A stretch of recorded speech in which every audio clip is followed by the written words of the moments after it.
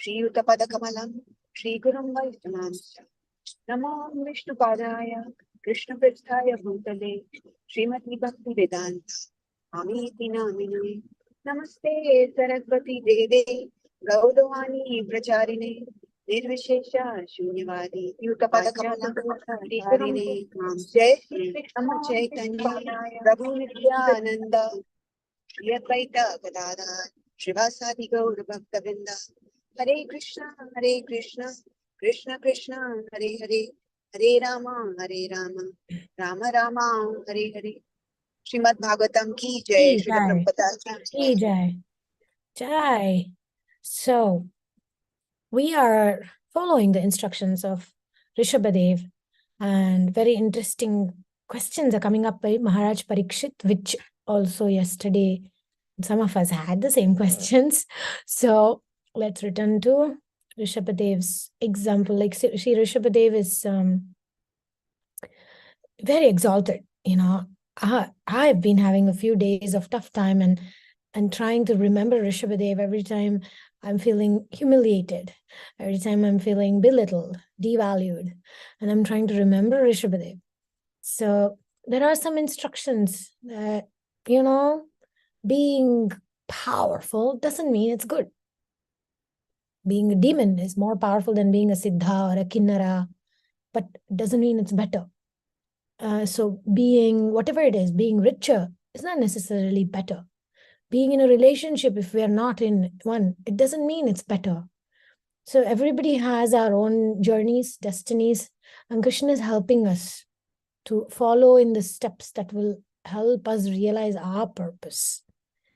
So this instruction has been given here. If you follow in his footsteps and give up the subtle body of material mind, intelligence, and false ego, there is no chance you will take another material birth. This is true for everyone. Now, yeah, who likes to start reading? Nadia, Nilambaradhara, would you like to read a bit? Hare Krishna, my pranams. Honestly saying, I have to be ready Okay, after no problem. No minutes. problem. Yeah, I can't. Yeah, no problem. I'm sorry. Maybe. Ashka, would you like to read? Yes. Yeah, from here, I'm confused. But you said Parikshit, you said Sibha is the plenary expansion of Krishna. Does the Lord not always come in his own spiritual body? If so, does he have a subtle body like conditional spirit? Ashka, sorry, Yes, I can't hear properly. I don't know, there is like this interruption Yes, no? in. No, Mataji? Yeah, better. You are correct, my dear Parikshit. Rishabha had neither a gross nor subtle material body. However, by his own will, he acted like an ordinary human being to show us how to become free of bodily identification.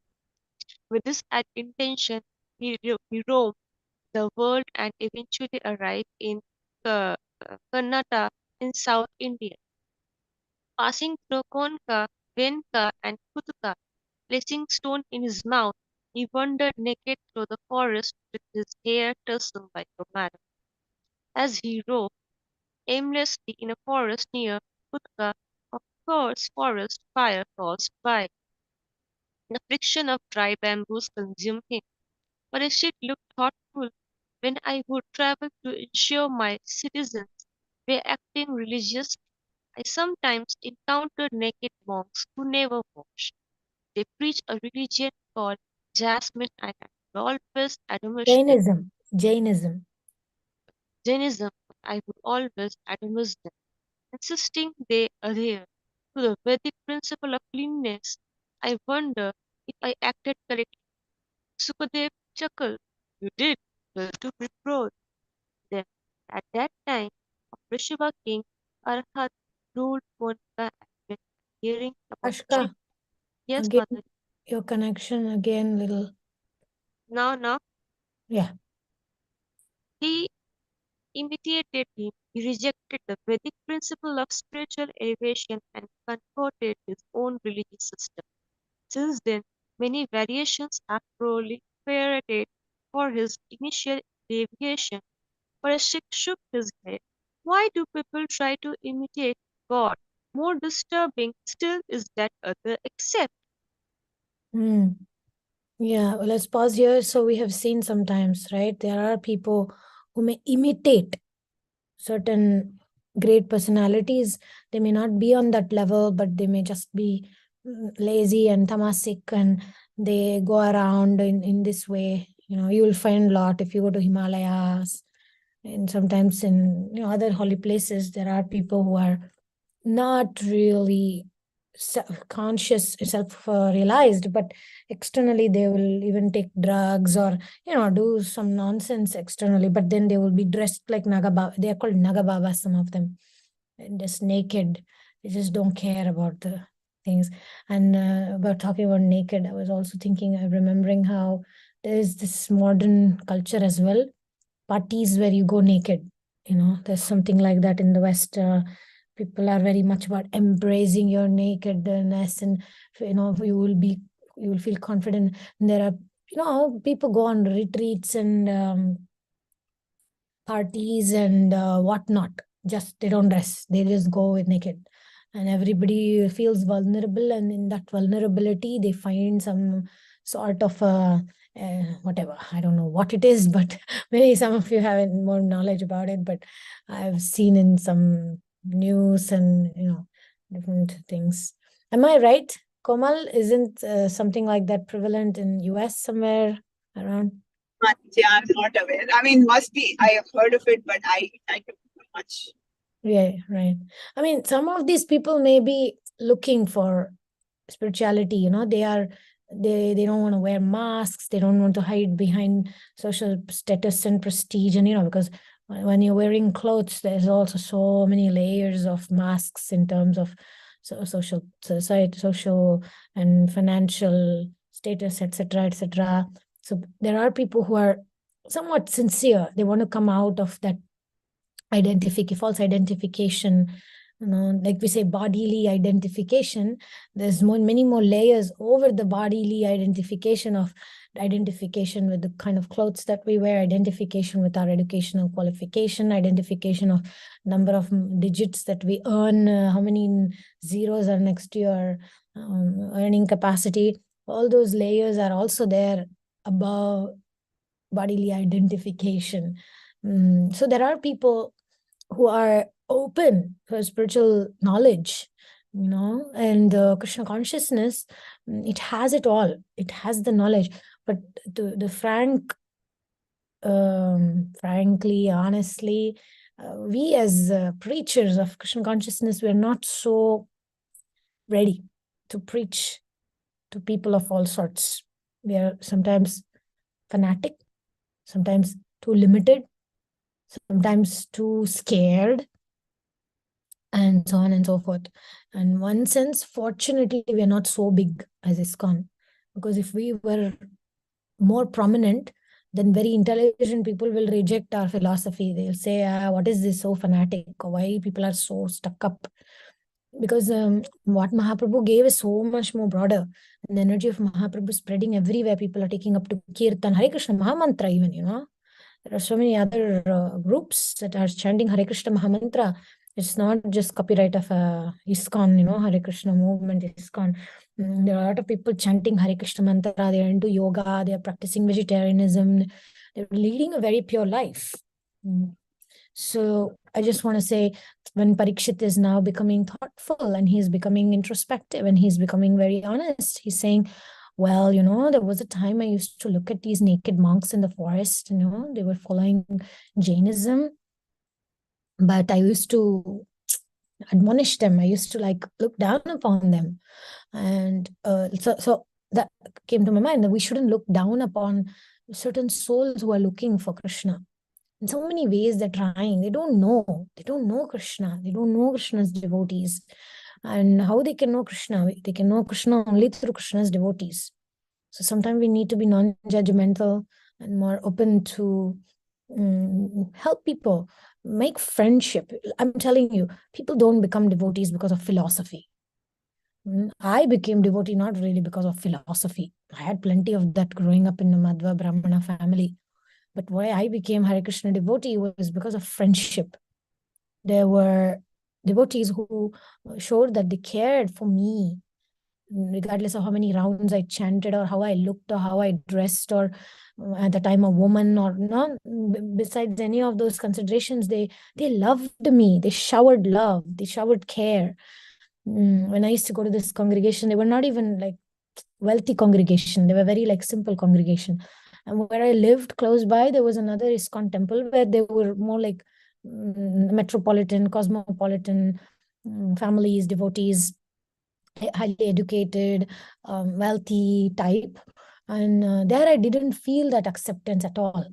And I used to take a bus and take a auto and take walk and all those austerities I would do just to get to that place, which would take about what, 3 hours? 3 hours to get to that other temple. Why? Because there was love, there was friendship. I was accepted for who I was, and I was given help according to my level. I mean, I was still a teenager. I was 14, like that. But I got that friendship, which made me more curious. I wanted to learn this. I wanted to learn that. And they were very, they cared about me. They didn't care about what I could do or, like that. So I came to that realization after talking with many, many people, why they came to Krishna consciousness, how they came. And most of the times it's not due to philosophy.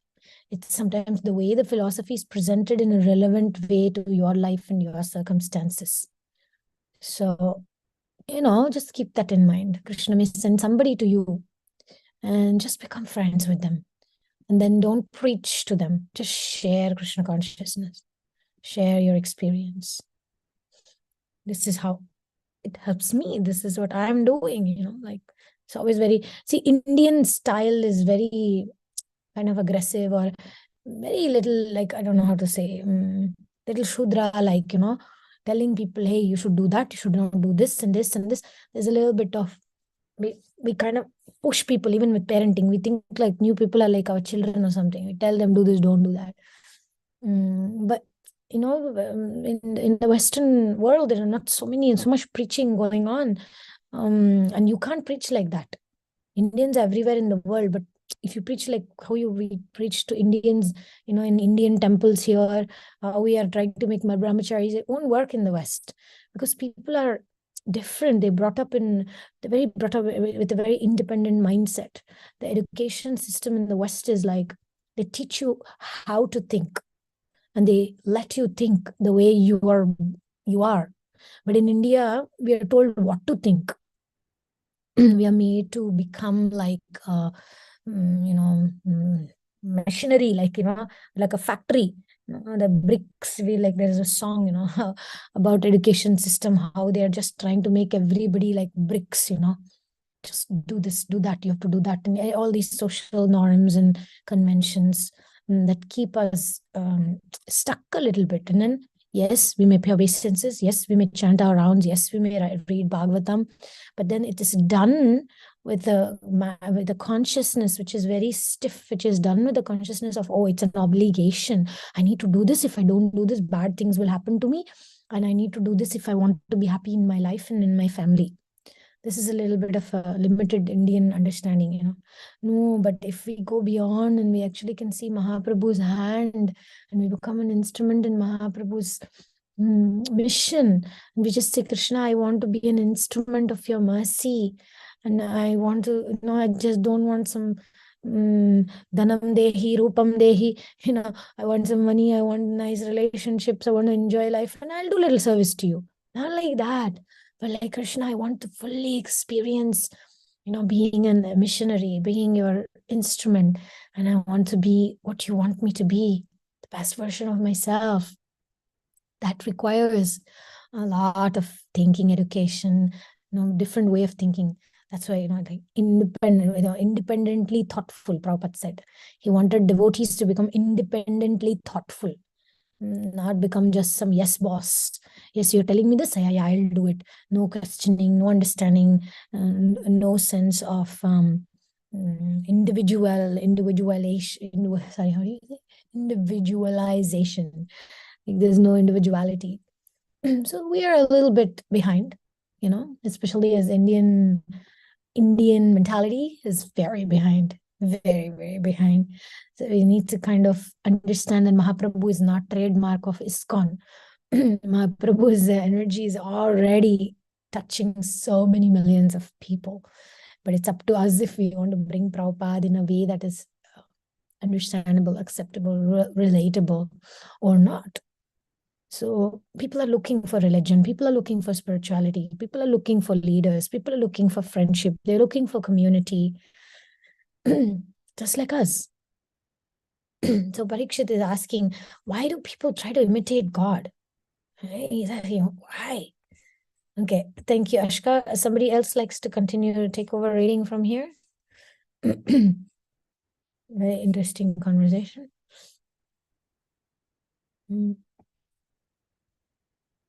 You can be independently thoughtful and read. Hello. A similar incident occurred when Krishna was present on the planet.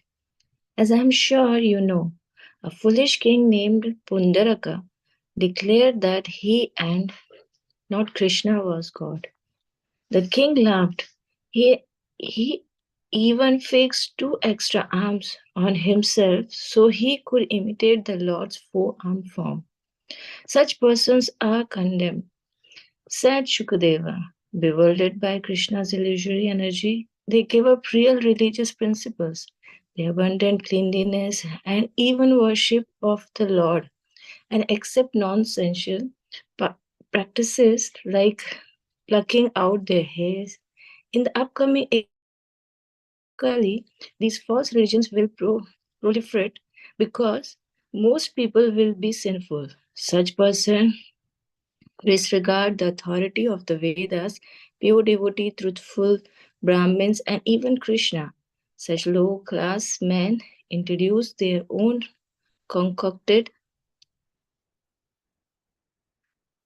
deviations from Vedic principles. They will fall into the darkest region of hell. Parikit said, I don't understand why Lord Rishabha set an example which could bewilder the foolish. Why did he walk about naked and not washed? Was he not misleading the less intelligent? His example was meant for aesthetic during his age, Satya Yuga. Even in Treta and Dwapar Yuga, mystics can be benefit from following his process. But in Kali Yuga, passion and ignorance overly affect most people. They cannot follow his example and which merely imitate. Nevertheless, Rishabha's teachings to his sons will liberate even the fallen people of Kali Yuga if they study, understand, and apply them. My dear Parikit, divine avatars like Rishabha are most auspicious. Of all the traits of land on earth, this land of Bharatavarsha is the most glorious because Krishna's incarnations appear here. Hearing of their pastimes is auspicious for all humanity. Priyavata's dynasty has become especially famous because of Rishabha's presence. His pastimes and teachings are powerful enough to free one from material entanglement.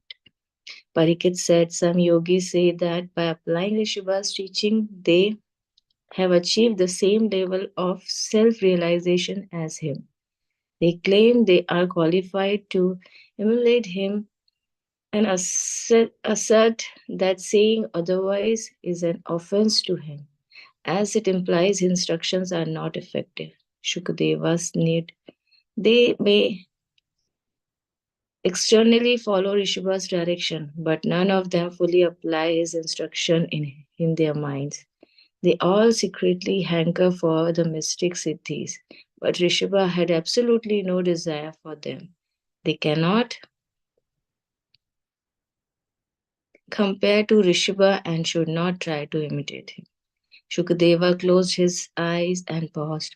After a few moments, he said, My dear king, I have now completed narrating Lord Rishabha's pastime. He is the benefactor of the Vedas, humanity, and especially the Brahmins, celestials, and cow.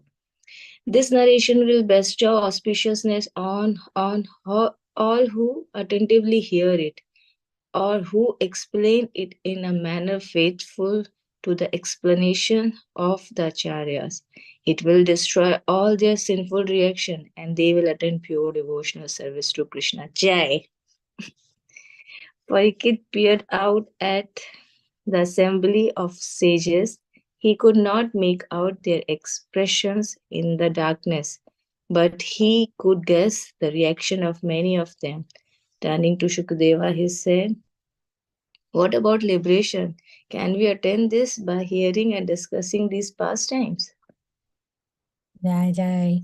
So we'll pause here for a second. What does this mean?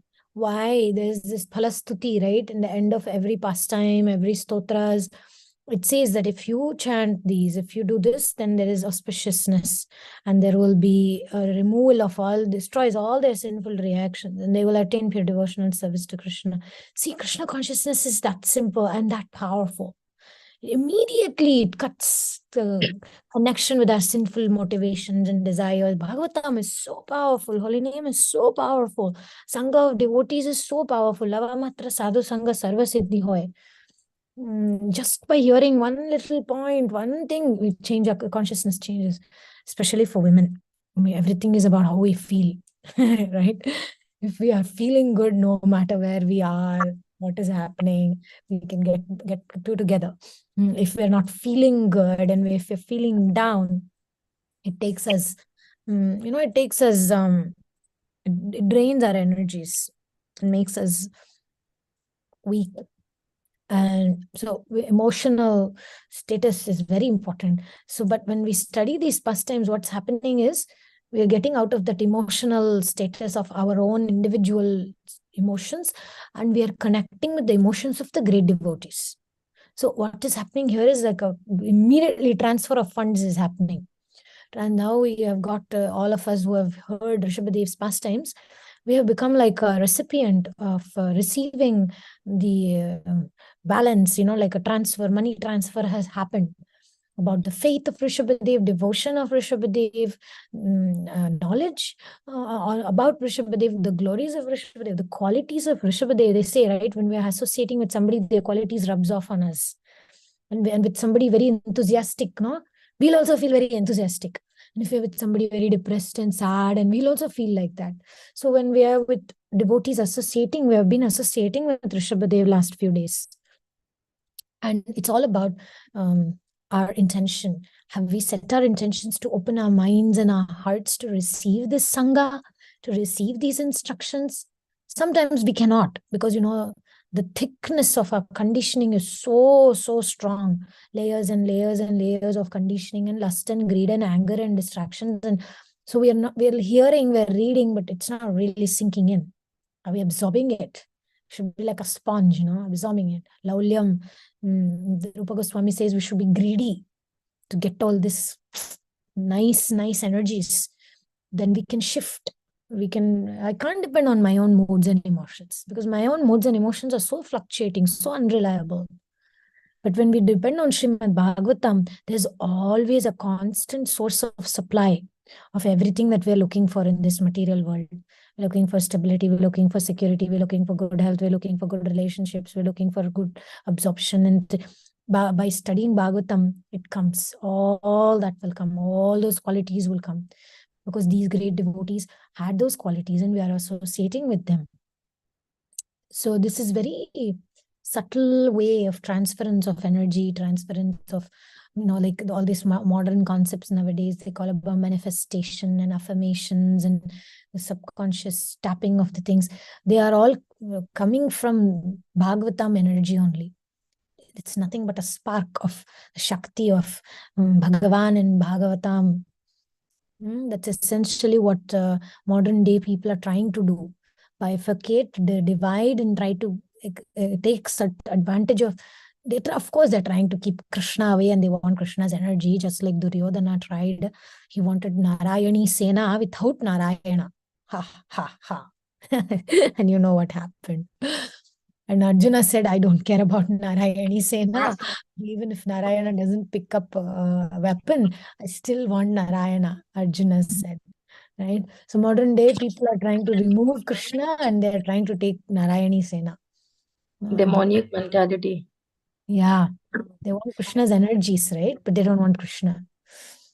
Like that. So, by the way, it's not them. It's sometimes me also. When I wake up every day, I can either choose Krishna or I can choose Krishna's energies.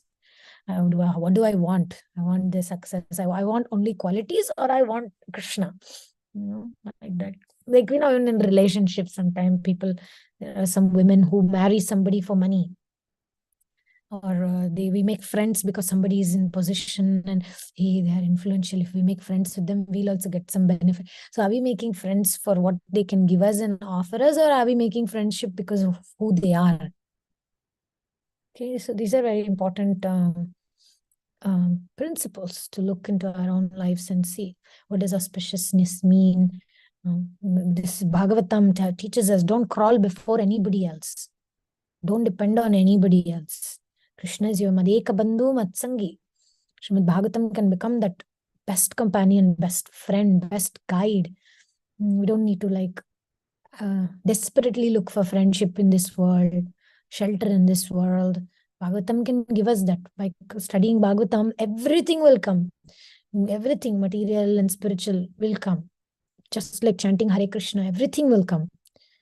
Material stability, financial stability, good health, good relations, everything will manifest. This is the power of Srimad Bhagavatam. So Parikshit is now asking about liberation. Today, let us pause here and reminisce about Rishabadeva and his teachings and his detachment and his example, and not imitate him, but yet take the principles and apply it in our own lives. All right. Any other comments or questions so far?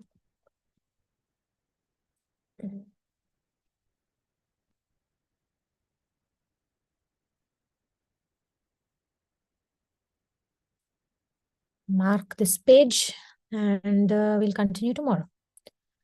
Thank you very much for your attention. And Rasasthali Mataji, are we ready for affirmation?